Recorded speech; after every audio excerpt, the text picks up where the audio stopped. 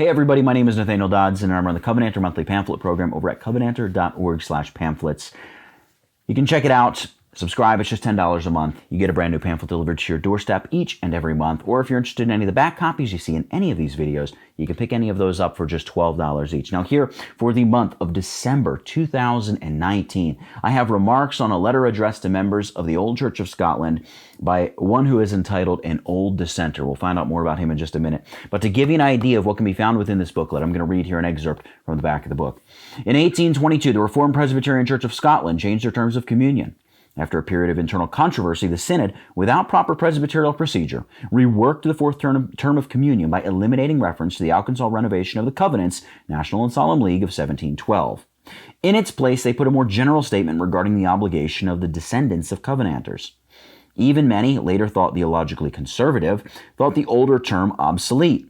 The result should have been anticipated. Indeed, RP minister James Reid, who wrote the classic book Memoirs of the Westminster Divines in 1811, declined the authority of the Synod along with a small number of members who perceived the true nature of the problem. What they had done was move from a more pointed testimony to one more loose and evasive. By the time the Scottish RP Synod split in 1863, with the majority eventually merging with the Free Church, those in the minority had clearly lost their way. They were left contending for particular applications of the Covenanter testimony, whilst drifting themselves even farther. The Scottish Church in 1822 had taken up the same ground as the American RP had in 1806 and 1807 with its Reformation Principles Exhibited. It had decided to divorce the Church's testimony from her history. Once that was accomplished, all that remained was a theological fire sale where various points of doctrine and practice were routinely sacrificed upon the altar of compromise, hoping to avoid the inevitable. The New Lights and their total departure from the historical principle as practiced by the RP Church. Now about the author, we know almost nothing about the author of this work, John Dow, other than he was probably a printer by trade responsible for printing some of the early RP Scottish magazines of the 19th century. Additionally, he was an attentive student to the doctrine of testimony bearing, its relation to historical testimony, and the need for having clear and historical terms of communion.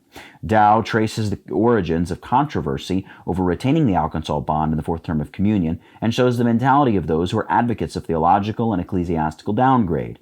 It should come as no surprise to discover that a declining majority has always been quick to accuse a minority determined to uphold the testimony of the Church with the charges of schism or lawless separation. It should come as no surprise that those most keen on departing from the doctrine and practice of the Church are also the ones most eager to retain her name. Dow shows the duplicity of the actors, the deceitfulness of their arguments, and the dangerous tendencies of their doctrine. So there you have it, remarks on a letter addressed to a member of the Old Church of Scotland by John Dow, or as put here on the cover, an Old Dissenter. You can check it out, pick up a copy for yourself over at covenanter.org/pamphlets. Thank you.